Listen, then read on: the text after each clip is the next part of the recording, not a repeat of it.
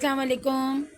بچوں کے لیے انبیاء علیہ السلام کی روشن کہانیاں جو کہ قصص الانبیاء میں سے کہانیاں ہیں، اور اب ہم آج پڑھ رہے ہیں حضرت سلیمان علیہ السلام اور ملکہ سبا کی کہانی کا پارٹ 1۔ میرے ساتھ ساتھ پڑھیے گا تاکہ آپ کی اردو بھی اچھی ہو جائے اور آپ لوگوں کو پڑھنا آ جائے اور پیغمبروں کی سچی کہانیاں آپ تک پہنچیں۔ والدین سے گزارش ہے کہ بچوں کو یہ ویڈیو ضرور دکھائیے تاکہ انہیں اچھی معلومات حاصل ہو، اور بچوں فنگر رکھ کے میرے ساتھ پڑھیے تاکہ آپ کو اردو پڑھنا آ جائے۔ حضرت سلیمان علیہ السلام اور ملکہ سبا کی کہانی۔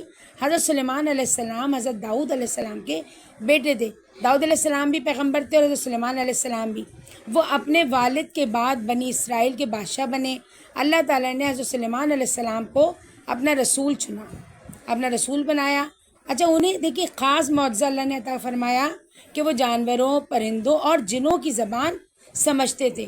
اللہ تعالیٰ کی طرف سے یہ ان کے لیے معجزہ تھا، اور وہ دیکھیں پرندوں کی اور جانوروں کی اور جنوں کی سب زبان وہ سمجھتے تھے۔ میرے ساتھ ساتھ پڑھیے گا۔ ایک دفعہ حضرت سلیمان علیہ السلام نے ملک کے سب پرندوں کو اپنے پاس بلایا۔ ہدہد کے سوا سب پرندے آ گئے۔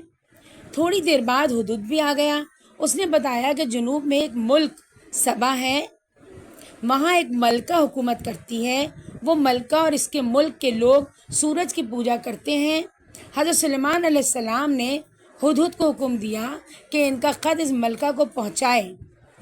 ہدہد نے وہ خط لے جا کر ملکہ کے سامنے ڈال دیا۔ ملکہ نے اسے کھول کر پڑھا۔ دیکھیے ہدہد یہ ہے، یہ ہدہد ہے، اور یہ حضرت سلیمان علیہ السلام کی زبان سمجھتا تھا اور حضرت سلیمان علیہ السلام اس کی زبان سمجھتے تھے۔ حضرت سلیمان علیہ السلام نے اس خط میں حکم دیا تھا کہ سورج کی پوجا چھوڑ دو، ایک اللہ تعالیٰ کی عبادت کرو۔ اس پیغام سے ملکہ فکر مند ہو گئی۔ اسے فکر ہوئی کہ حضرت سلیمان علیہ السلام کہیں اس کی حکومت ختم نہ کر دیں۔ اس نے اپنے ایلچی کو حضرت سلیمان علیہ السلام کے پاس بھیجا تاکہ انہیں دولت پیش کرے۔ حضرت سلیمان علیہ السلام نے اس کی دولت لینے سے انکار کر دیا۔ ایلچی نے واپس جا کر ملکہ کو بتایا کہ حضرت سلیمان علیہ السلام دولت لینا نہیں چاہتے۔ اس نے بہت بڑے بڑے صندوق بھر بھر کے دولت بھیجی۔ پھر کیا ہوا، یہ سن کر ملکہ خود حضرت سلیمان علیہ السلام کے پاس آنے کے لیے چل پڑی۔ حضرت سلیمان علیہ السلام نے جنات کو حکم دیا کہ ملکہ کا تخت اٹھا لائیں۔ اب آئندہ ہم باقی قصہ پڑھیں گے۔ یہ ہم نے قصہ 1 پڑھا، پارٹ 1 پڑھا۔ اب ہم آئندہ آپ کے ساتھ رہیں گے، پارٹ 2 پڑھیں گے۔